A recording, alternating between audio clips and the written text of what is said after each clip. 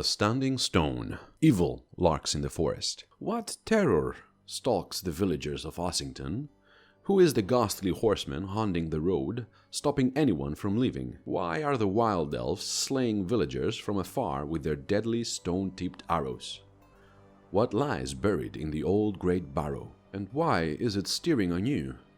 What secrets do the ancient standing stones surrounding the village hold, and can the heroes solve the mystery before a foul plot comes to fruition? This is what I read when I picked up the Standing Stone from my friendly local gaming store, and that was what hooked me instantly. Yeah, it seems that I'm that guy, that I have a soft spot for the not-so-famous modules of the past. Of course, down the line, the heavy hitters will come, so stick around. But for this video, I'm going to share with you the events that took place 2 decades ago with the continuation of my first video, The Sunless Citadel.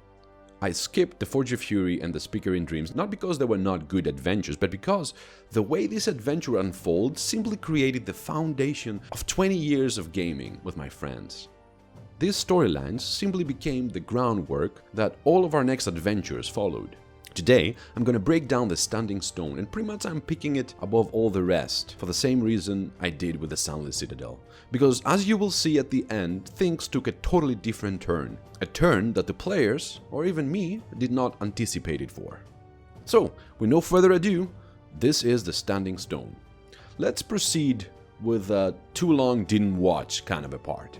The village of Ossington is being plagued by the attacks of a ghost rider along with the orchestrated attacks of wild elves. The villagers are not allowed to leave, and they're about to become starved if the following winter comes and nothing changes. The group investigates the nearby forest, they deal with the aggressive elves, and they put the ghastly rider to rest by burning his bones. The end. But there is more to that, as you understand. I would suggest to stick around until the end to find out what it really happened. So let's pick it up from the beginning. My group had picked up a lead from, if you remember, Hated Vampire, their nemesis, that he was released by them at the Sunless Citadel. They have found out that he has moved into a town close by, and he seems to have inhabiting an abandoned tower, so they started their journey instantly towards it. They need to deal with a vampire.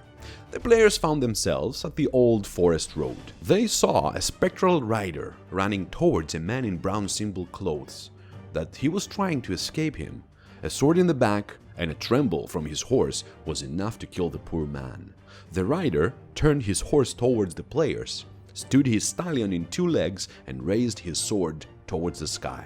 With only the sound of hoofs covering the area, he galloped away from them in a glimpse of a moment. Moving on to investigate, the party found a massacre on the side of the road. An older man dead on a wagon, and not too further behind there was a woman cut in half. Trying to gather as much as they could from that bloodbath, the groups followed the road and they found what it seems to be a small farm in an almost abandoned condition. There was a skeleton of a dead horse that it was killed from what it seems to be elven arrows, unplowed fields, and ready to fall barns. Tarby and Tanasa, a father and a daughter, are still residing in what it seems to be a mess of a place. They reluctantly allow entrance to the group. Tarby is not sharing much regarding information, but he is more than happy to share some of his non-existent food with the players, something that they're highly appreciated. On the other hand, when Tarby fell asleep, Tanasa told them everything that she knew.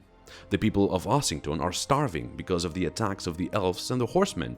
They have been stopped from planting new crop, and they had to eat almost everything: chicken, sheep, cows, leaving them with no produce and no livestock whatsoever. They even eat the seeds they had. So starvation is a reality this winter.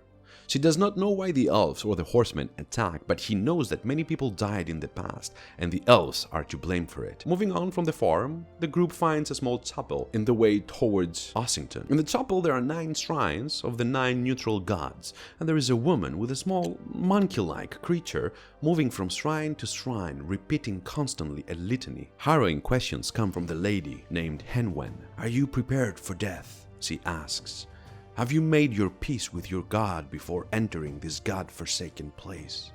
Pray for the good of your soul." The group did not manage to gain any more information from what it seemed to be a half-crazy woman, so they were alarmed but convinced that they had to deal with this unholy situation that is taking place at the village of Ossington. Arriving at the entrance of the village, the group see an avenue of standing stones placed 30 feet apart, leading into a large clearing set right against the surrounding trees, as if they were holding back the forest. In the center of the clearing stands a second smaller circle of stones. Inside that lies the village of Ossington. A crowd of 50 people or more surrounds the party, begging for food.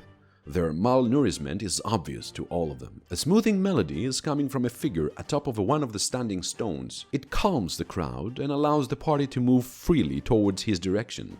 The bard, Cuckoo, introduces himself and asks what brings them here. He points them to Murdos, the elder of the village that is acting as a mayor. The group headed towards the house of the mayor and met with him. He laid down the situation on their lap. A few months ago, the horseman appeared. The already tense relation with the wild elves seemed to escalate with no apparent reason. Groups of woodsmen were found dead, filled with elvish arrows. Every now and then, more people were gone missing, and their bodies would be found days later, killed by the elves. The old mayor named Merrill gathered a group with a white flag headed towards the woods to parley with the elves. They never came back. When they found them, they weren't sure if all the bodies were there or not. The way they'd been hacked apart was hideous. Merrill's body was intact though. With so many arrows, they couldn't unpin him from the tree. They have sent for help, but the horsemen were lurking in the area, hacking down anyone trying to escape. They figured that he is working with the elves, and they both decided to starve them out. Things have gone from bad to worse. They had to eat the sheep, the chicken, there is no more livestock. They could not plant the crop, so there is no harvest come autumn. The horseman guards the road to the south, while the elves kill anyone heading north. Hence, a cry for help given to the players. If not helped, all the residents of the small village would be dead after the winter was through with them. While still in the room, 1 second conversing with Murdos, and the next there is a whoomp, and a bloody arrow is sticking out of the chest of the man. His eyes rolled up and pitched forward, dead. Multiple hawks and a huge owl makes an attack on the village, picking up smaller people from the ground, elevating them and releasing them to their death below. The players reacted as best as they could, and with the help of Cuckoo, they killed the vultures that they were attacking the area. Tali, a tall woman, joins the fight while they see a couple of elves running deep into the forest. Following them proved to be a decoy from a spell to give the real culprits leeway to escape. Cuckoo and Tali escorted the group to the wizard's tower, an old adventurer that inherited the place from his mentor, and he withdrew to live along with his fellow adventurers, Tali, Henwen, and Cuckoo. He is saying the same story to the players and gets in depth into the important research he is doing concerning the connections of the divine and the arcane magic, and subject that everybody but the wizard find tremendously boring. Dyson, his name, is more than happy to lend Cuckoo or Tali with them for help. They accept the help of the bard, since they have already seen that his song is reinvigorating them during the combat. Finally, the group decided that they have learned enough. They have to investigate those damn woods for themselves. Hence, they ventured forth. Traversing the woods, they encounter all kinds of weird sights. Human skeletons here and there, burned ruins of a hut, disemboweled bodies of human, even a unicorn skeleton hacked to pieces. In addition to the unpleasantness of stumbling to countless bodies and generally odd atrocities, there is also the constant danger of traps, both active and passive, triggering some and invading some more. The group has already decided that this place is indeed forsaken, and they wish to be done with it as soon as possible. The fearful drumming of the horseman's warhorse hoofs was heard a moment before the horseman appeared and targeted a couple of hunters that tried to find some kind of wild game in the area. This time the group was prepared and unleashed a powerful attack. The horseman ignored the players for a couple of rounds, ensuring the hunters were dead, and they turned his wrath towards them. The group managed to destroy the evil spirit, but not before he pointed at the rogue and teleporting him 120 feet to the sky. Thankfully, his dexterous ability saved him from the deadly fall, but at least the horseman was dead, his ghastly body dissipating into the darkness when the final blow was given.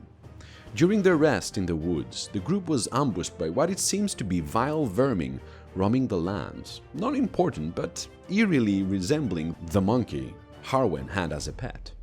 Heading north, the group found a burial mound. The priest shared the information that those kind of tombs were used by important warriors or warlords in the old age. So they decided to investigate, if not for information, for silencing the rogue that constantly reminded them that with a great tomb lies great riches.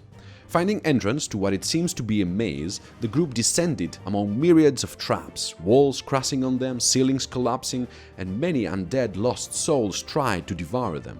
Among them, 3 earth elementals that relentlessly tried to stop them from moving on. Finally, they found themselves to what it seemed like a burial chamber with a sarcophagus inside. The decorations depict a warlord with a full armor laying inside the tomb, holding his great sword, but the sarcophagus is empty.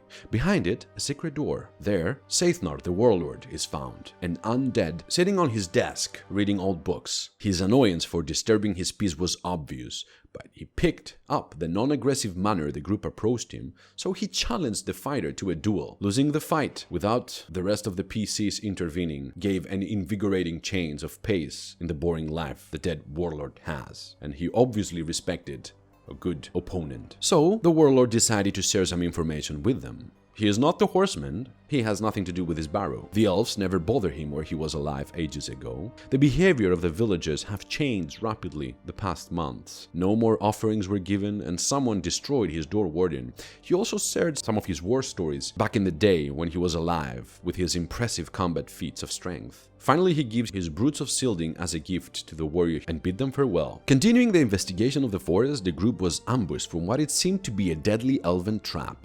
Multiple assailants hit them from above. A sleep arrow sent the thief to the ground instantly. The wizard tried to relentlessly counter all the magical attacks from the elves, while the fighter and the cleric created a wall protecting them. Fiendish hawks, enlarged owls, and the difficult terrain of the forest almost wiped the party. But the quick thinking and strategical use of their abilities saved the day. Of course, Tymora was with them as well. A couple of well-landed critical hits really helped turning the scale towards them. Unfortunately, the rogue was gravely wounded, losing an eye, leaving him impaired for the rest of his life. Something that will constantly come to bite him, since his abilities that related to sight were heavily hindered from that day forward. The elves were gone, and at least the villagers would have one less enemy to worry about. Armed with a dedication like no other, the group headed back to the village. On their way, they stumbled upon a tarn, and for once more the drumming of the hoofs of the warhorse of the horsemen were heard. Having killed him already, the group stood in awe when the same ghastly figure sat still on the horse, watching them, waiting for the next move. Cuckoo instantly attacked, without a moment of hesitation, and the fight began once more. Before he was killed for a second time, he looked at the cleric, while slowly walking with his horse atop the water of the tarn, and with his left hand salutes him. The cleric, staggered, stopped. He knew that there was a sign among the faithful of Pelor, his god as well. The horsemen slowly sinking into the water beneath the surface, disappearing and leaving the players with a conundrum. Searching the lake, they found his bones and the bones of his warhorse. Only the head missing, his armor and gear rusted and ruined, but still show the sign of dozens of stab wounds that killed him. Only the golden symbol of Pelor remained uncorrupted. The group started to wonder, why would an evil ghost wear a good holy symbol? Meditating for an answer, the cleric decided to make a ritual and burn the bones of the rider, laying his soul to rest forever. The group returned to Dyson and received his grateful thanks for a job well done. The elves are gone, the horseman is put to rest, and they can finally resume their lives, all thanks to the players. Once more, the players are heading out of the village of Ossington thinking they saved the day, when in reality, they allowed vile and evil creatures establishing their dominion in the area. The true story behind it all was that Dyson, along with his evil companions, killed the villagers of Ossington and, using their powerful spells, transformed all the animals of the forest into humans with enhanced intelligence. Being aggressive towards all directions led to a group of wild elves coming into Ossington to parley, solving the dispute once and for all. Dyson and his minions slaughtered them all, also slaughtering the paladin of Pelor that followed them, trying to solve the rumors of unholy doings in the area, hence leaving Ossington created and controlled by Dyson, while he is trying to complete his demonic research. The group, living oblivious of the truth, will find out in their following adventures of a demonic hub that is infesting the area, with countless of demons attacking the nearby villages. Descriptions of a wizard, a bard, and a fighter could not be ignored and instantly connected with Dyson, Cuckoo, and Tali. Their roads will cross again. Well, that was it, my friend. If you managed to make it through the end, thank you. I really appreciate your time. If you liked this video, do not forget to like it, share it, and subscribe to the channel so you won't miss the following adventures I am about to pick up. Till next time, let's hope Tymora shines upon you as it did to my players on that dreadful fight.